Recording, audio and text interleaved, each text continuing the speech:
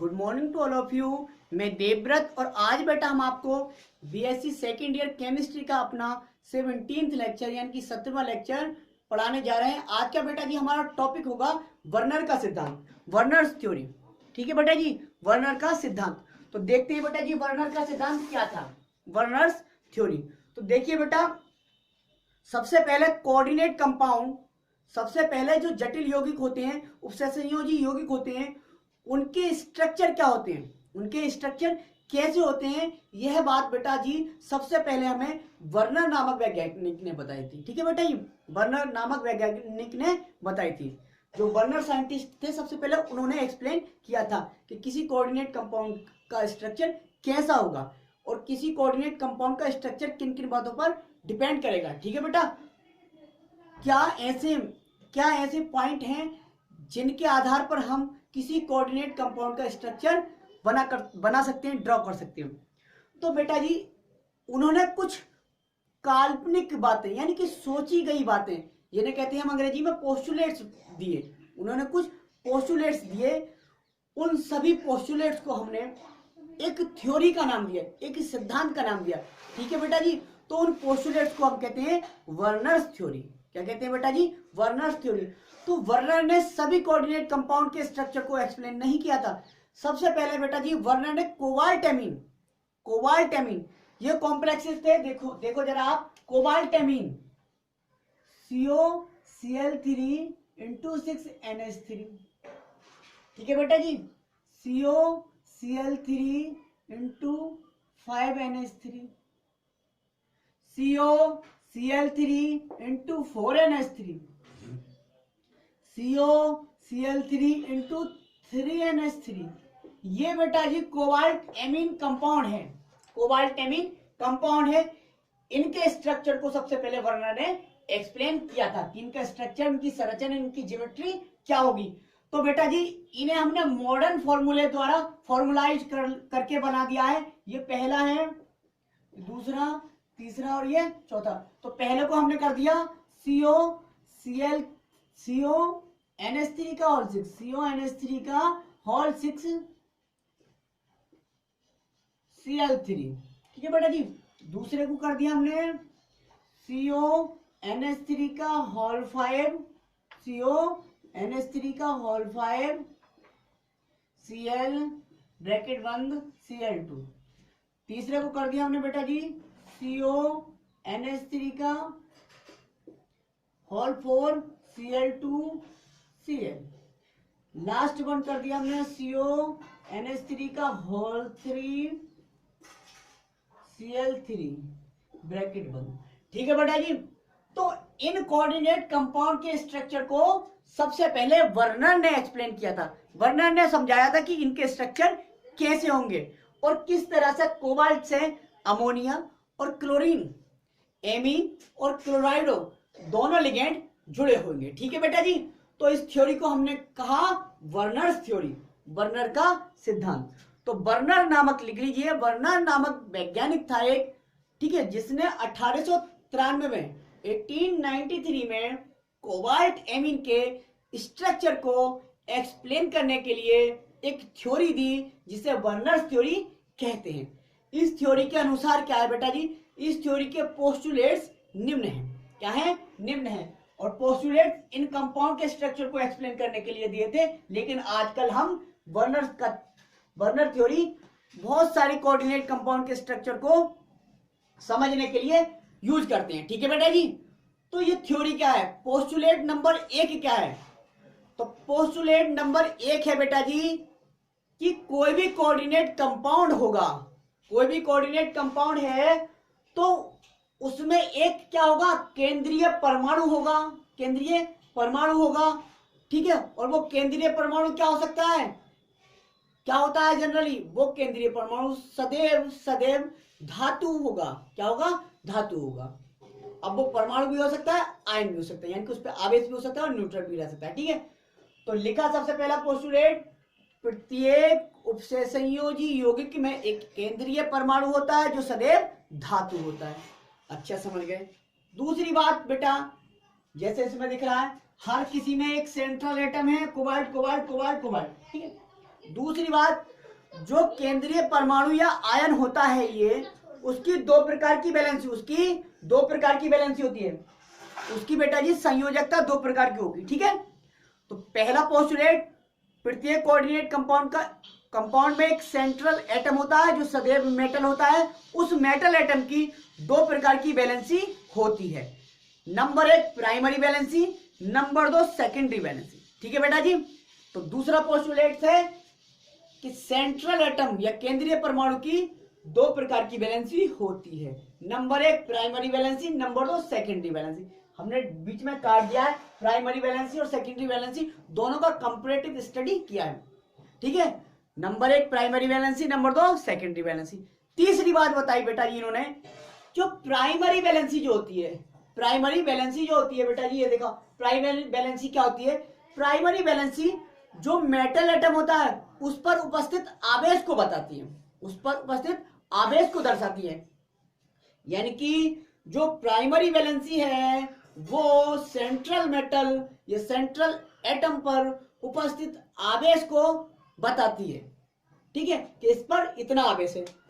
इसके विपरीत हम कहें जबकि सेकेंडरी वैलेंसी क्या बताती है, जबकि सेकेंडरी वैलेंसी लिगेंड द्वारा दिए गए लोन पेयर इलेक्ट्रॉनों की संख्या को बताती है कि सेंट्रल मेटल एटम को कितने लोन पेयर इलेक्ट्रॉन डोनेट किए गए हैं, ठीक है बेटा जी, कितने लोन पेयर इलेक्ट्रॉन डोनेट किए गए हैं। या हम कह सकते हैं कोऑर्डिनेट बॉन्ड की संख्या को बताती है, ठीक है बेटा जी, क्योंकि जितने लोन पेयर इलेक्ट्रॉन डोनेट किए जाएंगे, एक लोन पेयर डोनेट करेंगे तो एक कोऑर्डिनेट बॉन्ड, दो करेंगे तो दो कोऑर्डिनेट बॉन्ड। तो हम कह सकते हैं ये भी कि जबकि secondary valency number of coordinate bond बताती है या दर्शाती है। तीसरी बात हो गई बेटा जी। चौथी बात, जो प्राइमरी जो वैलेंसी है वो आयनित होती है। क्या होती है बेटा? आयोनाइजेबल होती है, आयनित हो जाती है। देखें जरा, ठीक है, अगर मैं इस कंपाउंड को लूं, CO दिख रहा होगा शायद, चलो मिटा देता हूं। इस कंपाउंड को लूं बेटा, इस कंपाउंड को लूं, मैं इस कंपाउंड को लूं बेटा जरा, CONH3 का होल 6, ठीक है, Cl3, इस कंपाउंड को लूं और मैं क्या करूं, पानी में घोलूं, जल में घोलूं। जल में घोलने पर क्या होगा, जल में घोलूंगा तो ये क्या हो जाएगा, ये कंपाउंड CONH3 का whole 6 plus 3Cl negative ion में टूट जाएगा।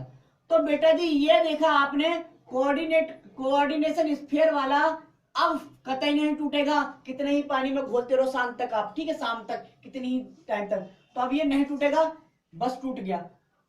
तो बेटा जी टूटा, आयनित कौन सा हुआ, आयनित पार्ट ये वाला हुआ, ये आयनित हो गया। तो कहने का मतलब क्या है, ये प्राइमरी वैलेंसी है और बाकी इनमें सेकेंडरी वैलेंसी होगी, अभी जाने नहीं, अभी जानेंगे, ठीक है।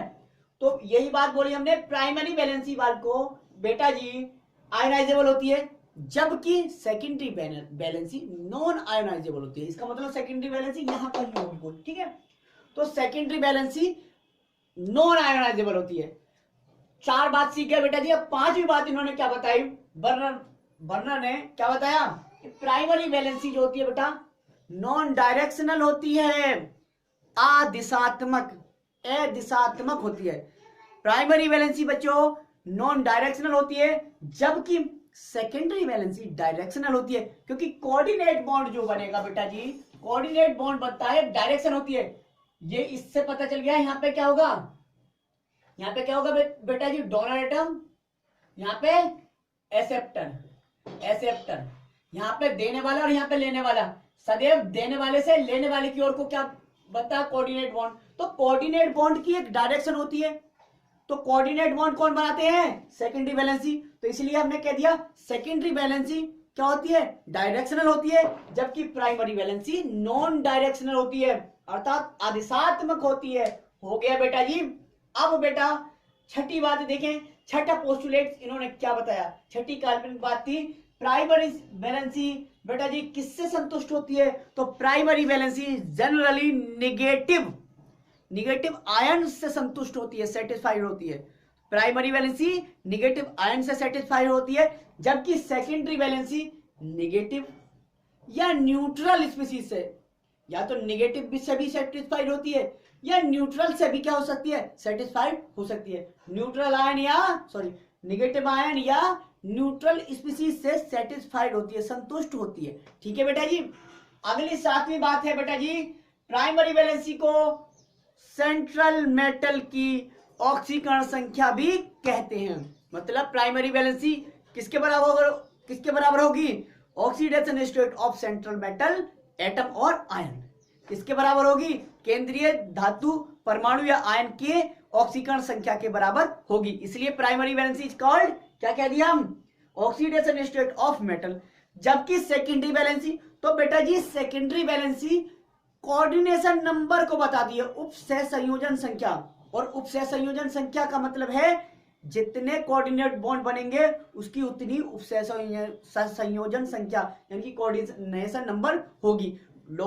डोनर एटम, या ये कह सकते हैं जितने डोनर एटम उतनी उसकी कोऑर्डिनेशन नंबर। अब डोनर एटम तो लोन पे डोनेट करेगा यानी कि उतने कोऑर्डिनेट बॉन्ड बनाएगा, तो हमने कह दिया कि secondary valency is called coordination number of central metal atom और आयन। अर्थात द्वितीय संयोजकता को हम उस केंद्रीय धातु परमाणु या आयन की उपसह संयोजन संख्या कहते हैं। अब बेटा जी प्राइमरी वैलेंसी को दर्शाते कैसे ये देख लेते हैं, और सेकेंडरी वैलेंसी को। तो 8वां पोस्टुलेट में हमने यही लिखवाया है कि प्राइमरी वैलेंसी को डॉटेड लाइन, यानी कि ये डॉटेड लाइन होते हैं ना, डॉटेड लाइन बेटा, डॉटेड लाइन से, जबकि सेकेंडरी वैलेंसी को डार्क लाइन से। डार्क मींस क्या होता है बेटा जी, डार्क है बहुत, तो डार्क लाइन से रिप्रेजेंट करते हैं, समझ गए आप। ये थी बेटा जी आपकी बर्नर्स थ्योरी। अब जरा देखते हैं बेटा जी बर्नर के कॉम्प्लेक्स के स्ट्रक्चर कैसे बर्नर थ्योरी को फॉलो करते हैं या नहीं करते हैं। ठीक है बेटा जी। और कुछ क्वेश्चन लेंगे हम प्रत्येक कोऑर्डिनेशन कंपाउंड में, हमें वो क्वेश्चन करके देखने हैं, किनमें, केवल वर्नर के कॉम्प्लेक्सेस में। ठीक है बेटा जी। तो उतार लीजिए, मैं एक बार अंग्रेजी में लिख दिया है मैंने, इसलिए वो पढ़ के सुना देता हूं, बाकी आपको पूरा समझ में आ गया होगा। ठीक है। हमने लिखा है every coordination compound, every coordinate compound, यानी कि प्रत्येक कोऑर्डिनेट कंपाउंड में एक सेंट्रल एटम होता है जो जनरली मेटल एटम या आयन होता है, जो जनरली धातु परमाणु या आयन हो सकता है। ठीक है।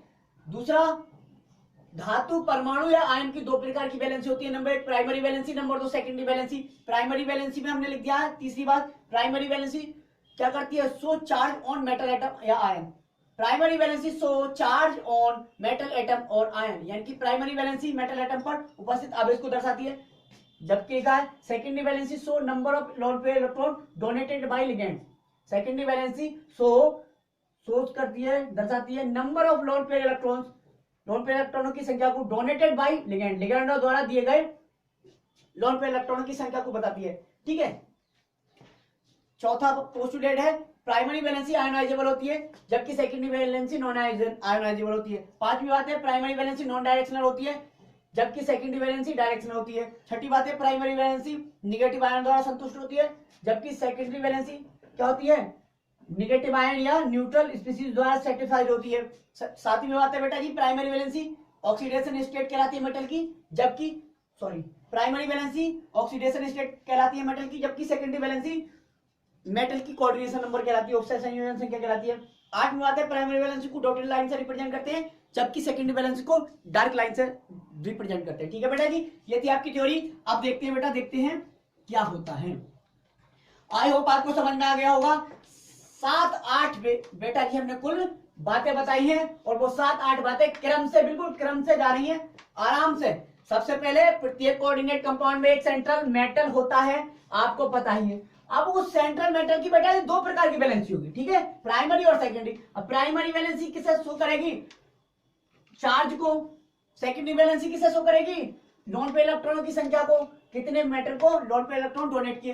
प्राइमरी वैलेंसी क्या हो जाएगी, नॉन आयनाइजेबल हो जाएगी, और सेकेंडरी नॉन आयनाइजेबल हो जाएगी। प्राइमरी वैलेंसी नॉन डायरेक्शनल, ये डायरेक्शनल हो जाएगी।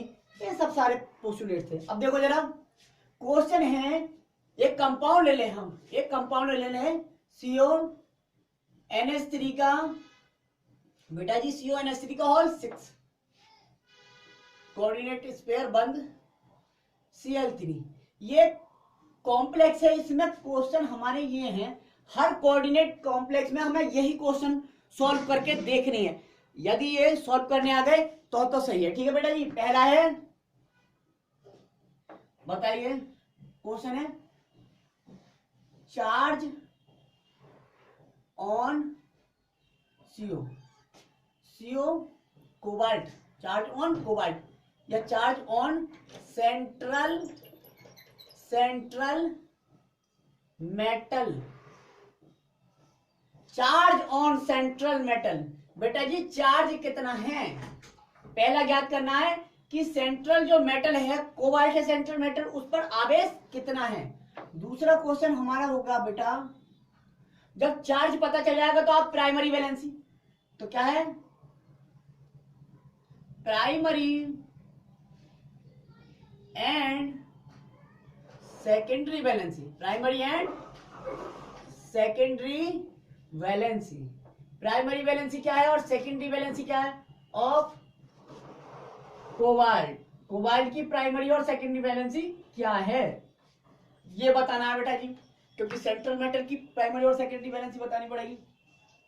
क्वेश्चन नंबर तीसरा है बेटा जी हमारा, चार्ज देख लिया, प्राइमरी वैलेंसी और सेकेंडरी वैलेंसी देख लेंगे। जब सेकेंडरी और प्राइमरी वैलेंसी देख लेंगे फिर देखेंगे number of ions, number of ions after dissolving in water. बेटा जी जल में घोलने के बाद आयनों की संख्या कितनी होगी, आयनों की संख्या कितनी होगी जब इस कंपाउंड को हम जल में घोलेंगे, ठीक है, डुबा के घोलेंगे, तब कितने आयन होंगे, कितने आयनों की संख्या होगी। ठीक है बेटा जी। क्वेश्चन नंबर 4 बेटा जी, कोऑर्डिनेशन नंबर ऑफ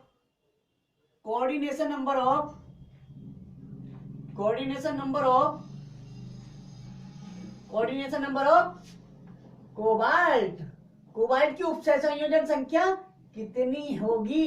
ठीक है बेटा जी, कोबाल्ट की कोऑर्डिनेशन नंबर देखना है और वाटर में घोलने के बाद कितने आयन होंगे ये देखना है, प्राइमरी और सेकेंडरी वैलेंसी बतानी है कोबाल्ट की, और सेंट्रल मेटल जो है यानी कि कोबाल्ट उस पर कितना आवेश है ये बताना है।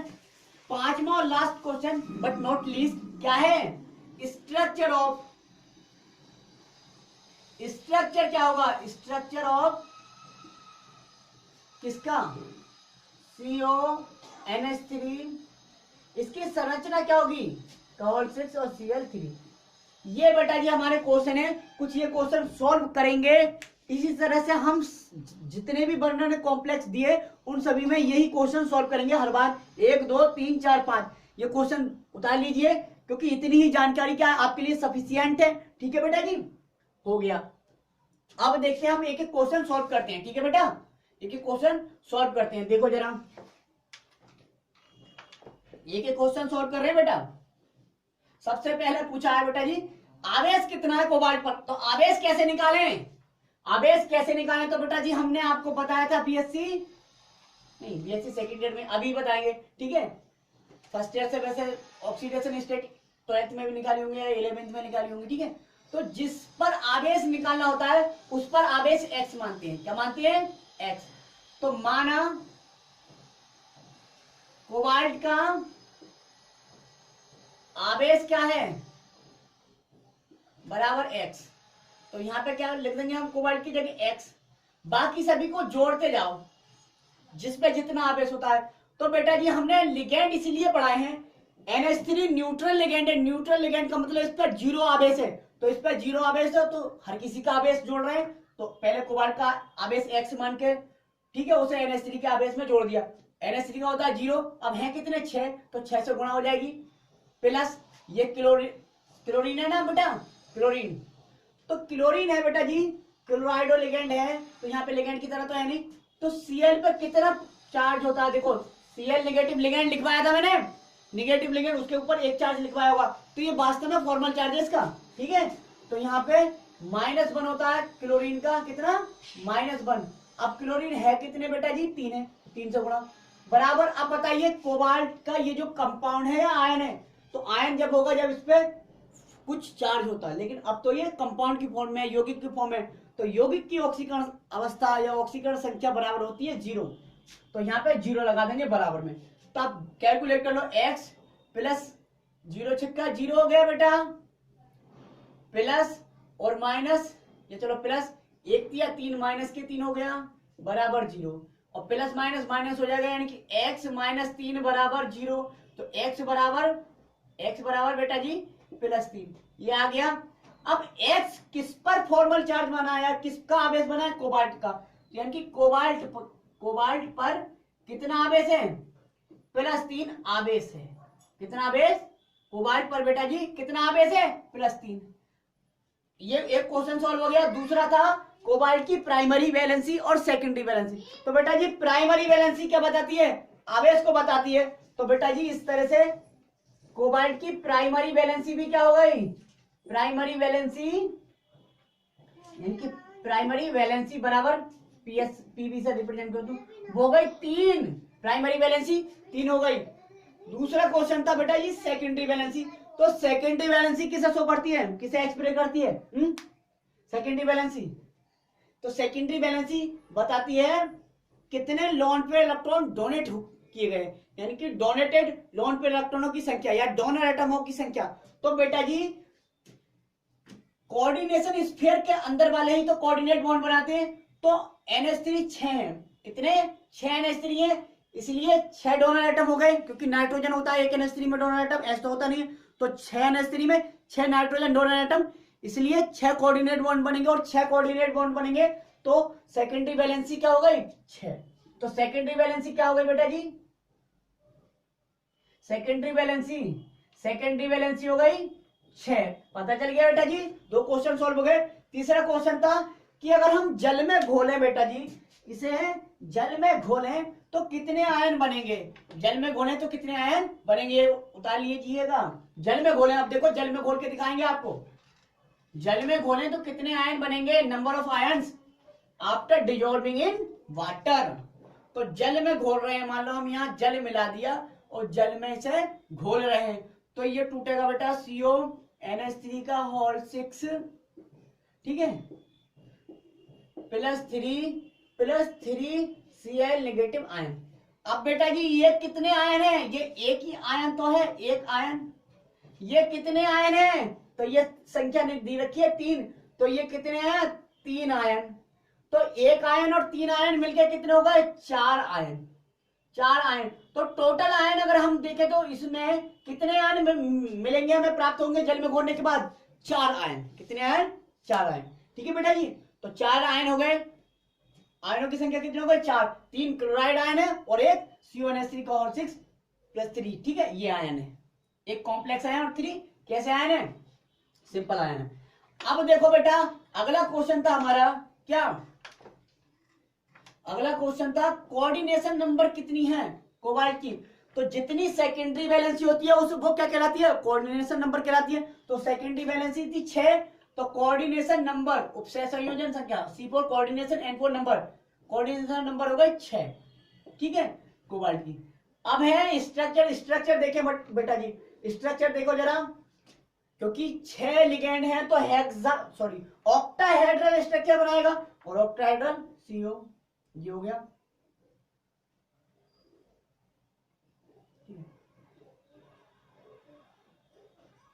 अब देखो ये NH3, ये NH3, ये NH3 बेटा जी, ये NH3 बेटा जी, ये NH3 बेटा जी, ये NH3 बेटा जी, हो गया, ये हो गए।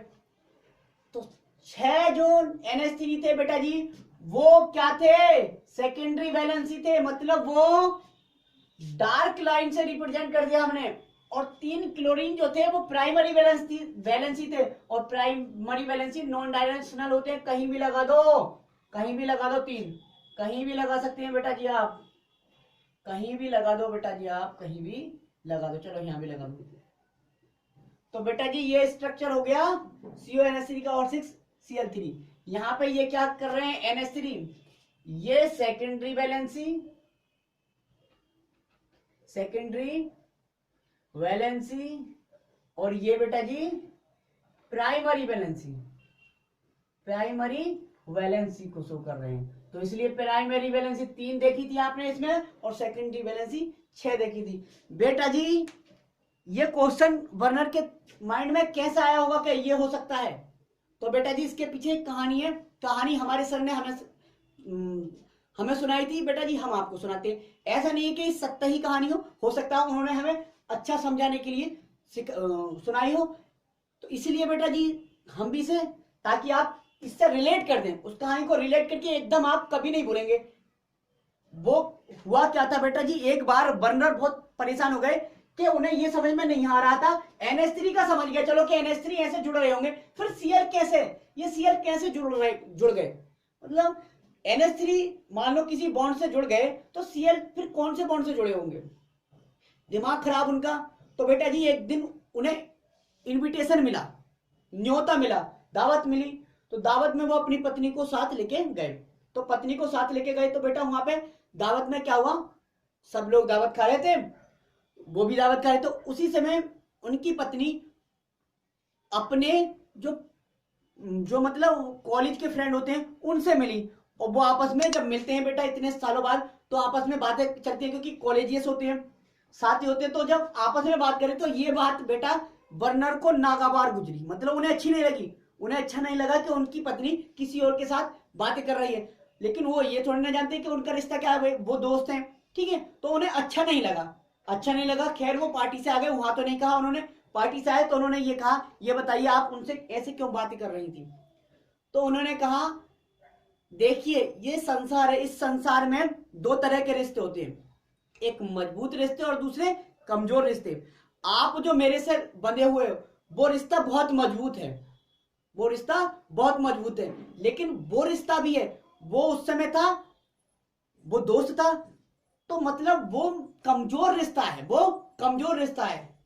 जब उन्होंने ये बात बताया कि एक मजबूत रिश्ता होता है, एक कमजोर रिश्ता होता है, तब उनका दिमाग, क्योंकि रात दिन लैब में यही खोज कर रहे थे कि आखिर क्या है ऐसा जो एमीन भी जुड़ रहा है और क्लोराइड भी जुड़ रहा है। तो उन्हें ध्यान आ गया, अरे यार ऐसा तो नहीं कि जो NH3 है वो तो स्ट्रॉन्ग बॉन्ड से क्या हो, कनेक्टेड हो, और NaCl जो हो वो वीक बॉन्ड से जुड़ा हुआ हो, वीक बॉन्ड से जुड़ा हुआ। तो यही देखा गया बेटा जी, उन्होंने बता दिया कि हो सकता है जो सेंट्रल मेटल हो, जैसे कोई भी व्यक्ति के 2 तरह के रिश्ते होते हैं, ऐसे सेंट्रल मेटल जो होता है उसकी 2 प्रकार की वैलेंसी होती है, प्राइमरी और सेकेंडरी वैलेंसी मजबूत होती है, प्राइमरी वैलेंसी क्या होती है, मजबूत नहीं होती है। तो प्राइमरी वैलेंसी को प्रिंसिपल वैलेंसी भी कहते हैं और सेकेंडरी वैलेंसी को हम ऑक्सिलरी वैलेंसी भी कहते हैं, ठीक है बेटा, सहायक। तो कहने का मतलब इस कहानी से उन्होंने ये पता लगाया था, ठीक है बेटा जी। अब ये हो गया, दूसरा स्ट्रक्चर देख लेते हैं जरा, सब में वही क्वेश्चन सॉल्व करने हैं, दूसरा स्ट्रक्चर देख लेते हैं, ठीक है। अब देखो दूसरा स्ट्रक्चर कोबाल्ट एमीन का, ये था CONH3 का होल 5, CONH3 का होल 5, ठीक है, CONH3 का होल 5, Cl कोऑर्डिनेशन नंबर भी अभी पीछे है Cl2। अब बेटा बताइए, तो स्ट्रक्चर बना लेते हैं, बाकी क्वेश्चन स्वयं सॉल्व करना। CO बाकी यहां से भी सॉल्व हो जाएंगे, इस स्ट्रक्चर को देखते ही बहुतों के दिमाग में आ जाएगा, कुछ बच्चों के दिमाग में आ जाएगा। NH3 5 NH3 बेटा, NH3 आप सोच रहे होगे 6 क्यों बनाया है, सोचो NH3 सोचना अच्छा, NH3 5 NH3 हो गए। अब एक Cl भी अंदर आ गया, तो अंदर वाले जितने भी होते हैं वो सेकेंडरी वैलेंसी शो करते हैं, Cl कोऑर्डिनेशन स्पेयर, ठीक है, अच्छा हो गया। अब 2 Cl कहां लगे, एक Cl और दूसरा Cl। अब बेटा जी अब बताइए, यहां पे देखो एक Cl कहां गया फिर, क्योंकि Cl तो कितने हैं, 3 है, तो 1 2 तो क्या शो कर रहे हैं, प्राइमरी। तीसरा जो है ये Cl, ये दोनों शो कर रहा है, प्राइमरी और सेकेंडरी दोनों। ये देखो बिल्कुल बराबर में दिखा दिया है, इसका मतलब ये प्राइमरी भी शो कर रहा है और सेकेंडरी भी, ठीक है बेटा, ये हो गया इसका स्ट्रक्चर खत्म। दूसरा देखो, तीसरा सॉरी, यहाँ तीसरा स्ट्रक्चर देखो, तीसरा तीसरा तीसरा तीसरा स्ट्रक्चर क्या है, CO NH3 का whole 6, sorry whole 6 whole 4, CO NH3 का होल 4 Cl2। अब बेटा जी कितनों की, अब देखो CO NH3 कितनी जगह, 4 जगह तो है ही, NH3 बेटा जी। अब देखो Cl एक बिल्कुल सिंपल क्या दर्शाएगा, प्राइमरी Cl, दोनों दर्शाएंगे प्राइमरी और सेकेंडरी, दिखा रहे हैं दो प्राइमरी और सेकेंडरी दोनों दर्शाएंगे, खत्म हो गया।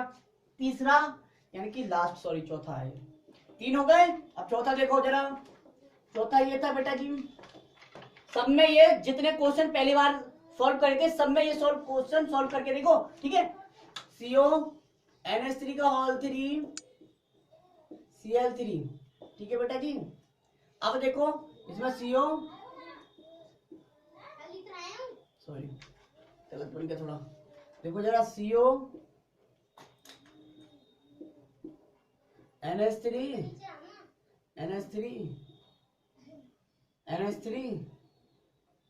Cl। अब तीनों Cl क्या होंगे, प्राइमरी सेकेंडरी और टर्सरी वैलेंसी, सॉरी प्राइमरी और सेकेंडरी दोनों शो करेंगे, ठीक है बेटा जी, ये हो गया। ठीक है, ये थे आपके कोबाल्ट, एमीन और बर्नर थ्योरी, ठीक है बेटा जी। तो आज के लिए थैंक यू।